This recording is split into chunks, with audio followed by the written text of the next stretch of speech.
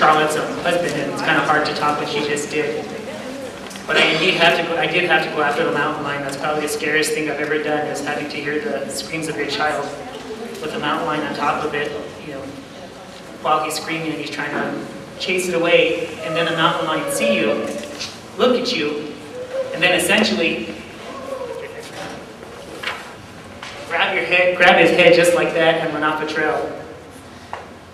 Most of you hopefully would chase after that mountain lion and trade your life for your kids to get your kid out of that bad situation, because I know we all have to die one of these days, but not like that. Not by being eaten by a mountain lion. I chased after my son. I went to tackle the mountain lion. It jumped out of the way and ran away. Luckily, after I got on my feet, I saw my son laying in a ball, crying, as I picked him up and ran as fast as I've ever ran to the top of the hill. When I got him off my shoulder, I saw the back of his head just slide off, and my wife running to the trail to meet where we're at. I placed my son in a way so my pregnant wife couldn't see the back of his head, because you could see his skull just sitting there on the flap of the hair. Took off my nice Sunday shirt and started cutting it up. So for all of you that carry a Leatherman, they do work pretty good in those kind of situations.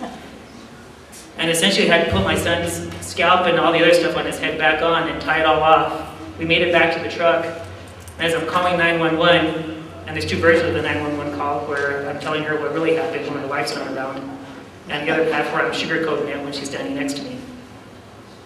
And it looks like there's water flowing out of his elbows and his arms and his face. I realize it's not water. Well, it is kind of like water. Then I realize it's blood. And he has bite marks on his shoulders, his elbows, and his back. Looks like you could count you could see the paw prints. His shoulder was entirely shredded. He had fat hanging out of his chin. He looked pretty bad. And I'm supposed to stay calm while he's screaming at me, "Daddy, I don't want to die." Because that's indeed what happened. If you listen to the 911 calls, he's in there in the back. I argued for about 3 or 4 minutes with the 911 whether or not I should meet the ambulance halfway, and she finally convinced me to stay at the ski basin so that we could get him airlifted. That was the hardest thing to do, is give your kid to a paramedic and then watch a helicopter take off over a cliff, and you have to watch that happen.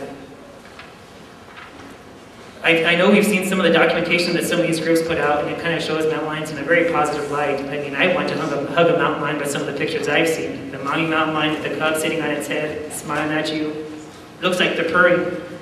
But mountain lions are exactly that. They're wild animals.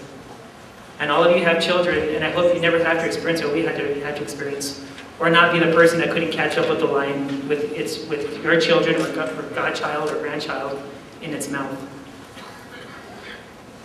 And especially after the fella in Pinos Altos, he wasn't so lucky. He actually got eaten. And that makes my stomach turn thinking about that, because that could have been my son. And as a matter of fact, in the Sandias, you're not really allowed to have a pistol to shoot anything in the mountains. You can use a bow, but you're not allowed to have a pistol technically. And what does that tell you? That something's seriously wrong. So what I'm saying here is, you talk about sound engineering principles, and like my wife, I'm also educated.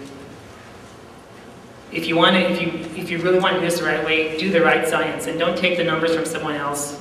Take everyone into consideration. It may take longer, but it's doing the right thing. You take in the landowners and the government, and we sit down and chit-chat on what is the proper way to proceed with this. I have some pictures I'd like to show you.